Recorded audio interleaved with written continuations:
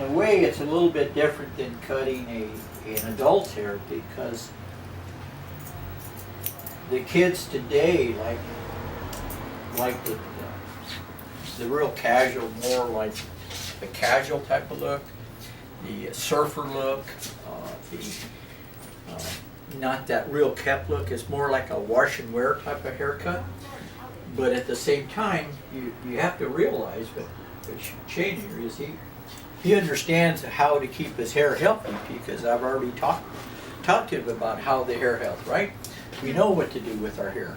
Even though, what's your age? 12. You're 12 years old. So barbers today, when they're working with long hair on young kids, have to teach these kids how to take care of their hair in a healthier way. So when they come into the barber shop, you're working on really nice healthy hair. You're not working on something that hasn't been taken care of. He knows how to shampoo his hair correctly. He understands he needs to put oils into his hair. He understands all that because we've already had this conversation. So when he comes to me, I'm working on a nice canvas. I'm not working on a canvas that has a bunch of holes in it and I have to work with it to make it look good. So this is what's very unique. But again, it's the teaching how to teach these kids how to take care of their hair in a healthier way. So if you can't have a conversation with this young man at this age, well, I mean, when he becomes 20 or 23 years old, he still doesn't know how to shampoo his hair correctly. So you have to teach him at a younger age, and I think this is where the barbering industry is losing it, because we're not teaching the next generation. And so you have to teach the father, then the father will teach his kids if you're not doing kids, but you still have to teach the young kids how to take care of their hair in a proper way. And as you see, so he likes to carry his hair kind of a casual type of look, kind of a surfer type of look, easy to take care of. You know, shampoo, wash and go, right? You don't need to try to make your hair look good. So it's a difference in working with, say, an adult.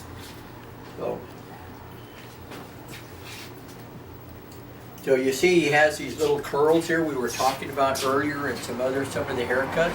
So I'm going to show you how to get rid of these little curls and how to make it work.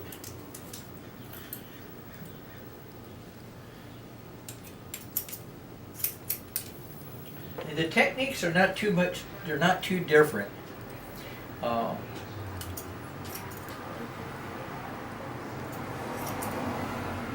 Like I said, the haircut itself has a blueprint.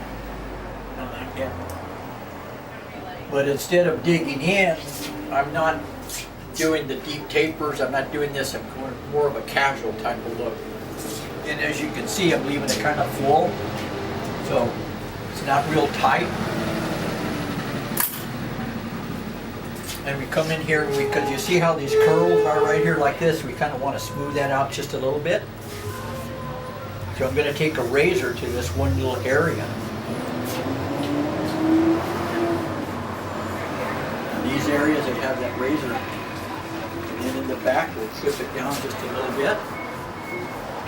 So here we see we got that little curl right there. So we'll come in.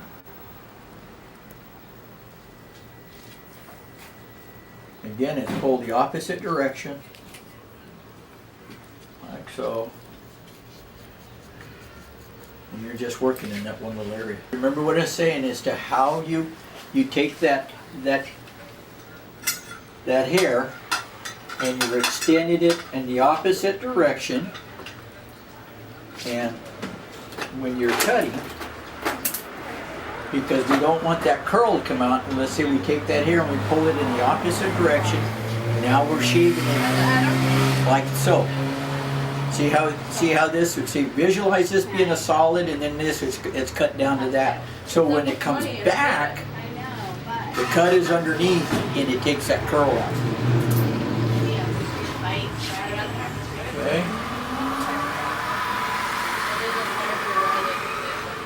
Or like it numb your teeth and Okay. they break your jaw and then they put it back in line the right way.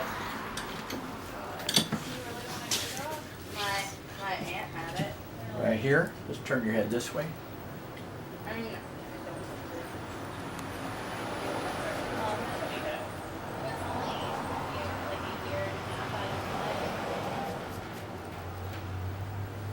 I had it for 4 years.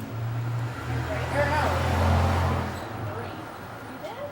Headgear, palate expander with headgear, then braces. Now I'm using retainer, which will probably be for another year until 2015. Hey, got rid of it.